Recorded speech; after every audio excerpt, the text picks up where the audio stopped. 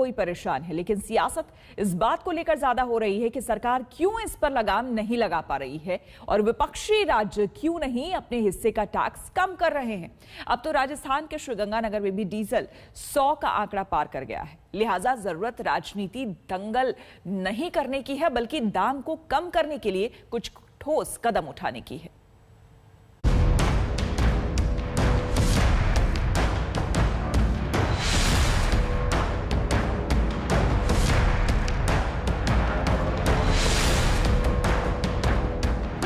इधर कोरोना की दूसरी लहर सुस्त पड़ती जा रही है तो उधर पेट्रोल डीजल की कीमत की रफ्तार और तेज होती जा रही है। अब तक आपने पेट्रोल को शतक ठोकते देखा था, लेकिन अब डीजल ने भी सैकड़ा जमा दिया है। राजस्थान के शहर श्रीगंगानगर में डीजल ने 100 का आंकड़ा छू लिया और कीमत दर्ज हुई 100 रुपए 6 पैसे प्रति लीटर।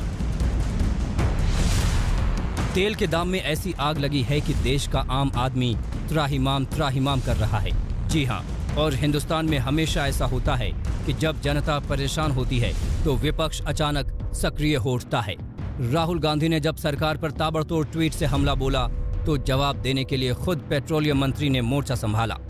राहुल गांधी जी पहले जवाब दे, उनकी शासित महाराष्ट्र में क्यों महंगा है तेल, राजस्थान में क्यों महंगा है तेल, पंजाब में क्यों महंगा है तेल।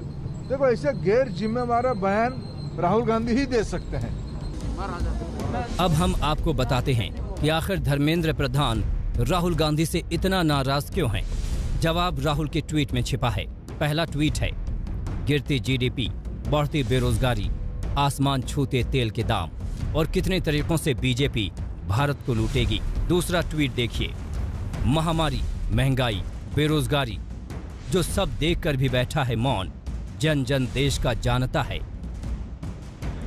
हालांकि राहुल पर पलटवार के बाद धर्मेंद्र प्रधान ने तेल की कीमतों में लगी आग की वजह भी समझाने की कोशिश की।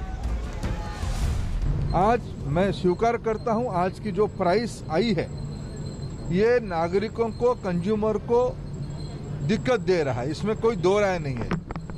लेकिन भारत सरकार हो या राज्य सरकार है, कोरोना में लगभग 35,000 करोड़ से ज्यादा एक साल के अंदर टीका में खर्चा हो रहा है। दरअसल तेल की कीमतों में बढ़ोतरी पर सरकार इसलिए भी विपक्ष पर हावी होने की कोशिश कर रही है क्योंकि कांग्रेस शासित राज्यों में दाम तुलनात्मक रूप से थोड़े ज्यादा हैं।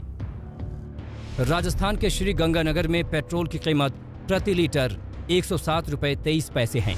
महाराष्ट्र के परभणी में पेट्रोल 104 रुपए 66 पैसे प्रति लीटर पर बिक रहा है।